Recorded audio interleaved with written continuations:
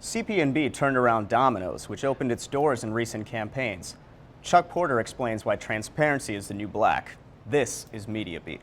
Look, things change. Anyone with a camera and a computer now is know good. we should pay attention to where we all do. We evolve. Chuck, Yes. How can I help? As for Crispin, Porter, and Bogusky, are there plans for expansions in cities like New York City? Because I know you've said that this is kind of where the roots lie in the industry. It's definitely where the roots lie. You know, I'm not sure it's where the branches are, you know, because I think that, I think where you are is less important than it used to be. You know, I think that everybody's pretty virtual these days. And, you know, we opened an office in Boulder, Colorado. We don't have a client within 1,000 miles of Boulder, Colorado, but people like to live there. So that's why we're there. Our expansion plans are really based on where's the talent. There's great talent in New York City.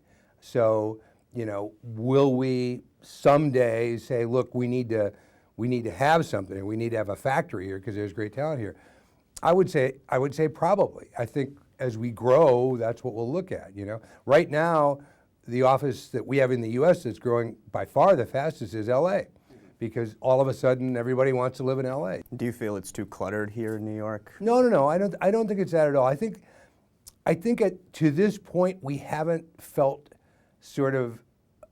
the need to be in New York because we're doing okay recruiting talent and keeping talent in the three places where they can live.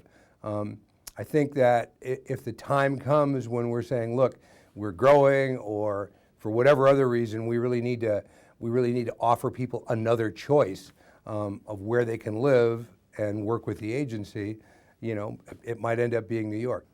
Let's talk about one of the most notable campaigns that CP+B has done in the last few years for Domino's, the whole turnaround.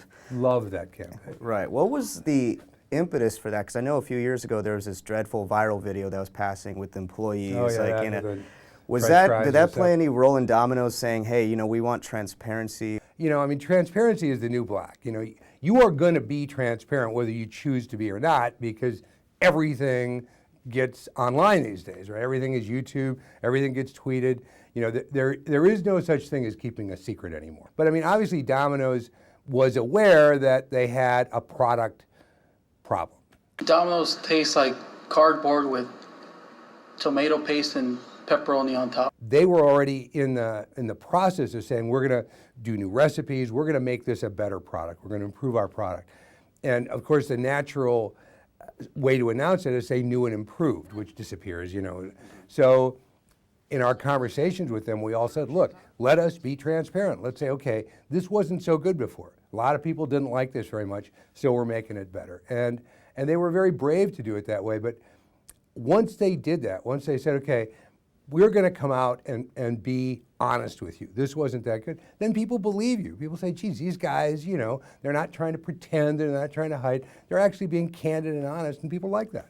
Obviously there's that authenticity factor in terms of the people they showcase in the commercials. I mean, is that something that they're imploring amongst all its like staffers, and it's this new trend, or there's just like these special cases of people who are like, they create these little products and they spotlight that? Well, I mean, I think Domino's, obviously Domino's was driven for a long, long time by one focus and one message, which is we'll get it to you quick, right? When you change your sort of mission that way, you need to get all your people behind that. And you need to get all your people behind the idea of, okay, what we're about now is making great food.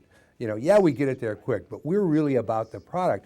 And people are enthusiastic about that. Who are we? You know, everybody, you know, people want to say, wow, I work at this place and we make a great product and you're going to love it if you try it. So it was a natural two-way street that Domino's says, this is our mission, and employees say we love it. So.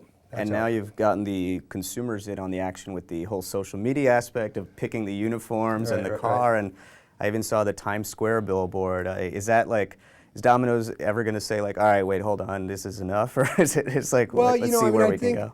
I think having a conversation. I mean, conversation is the new world, right? I mean, for 100 years we were a read-only society. You know, ever since the beginning of radio. Everyone's been announcing to us, radio and on TV, people announce to us and you can't talk back. Now we're having a conversation, and I think Domino's is embracing the idea that the way we relate to our customers is to have a conversation with them. Do you ever miss working hands-on in the creative side, you know, immersing yourself in the department? I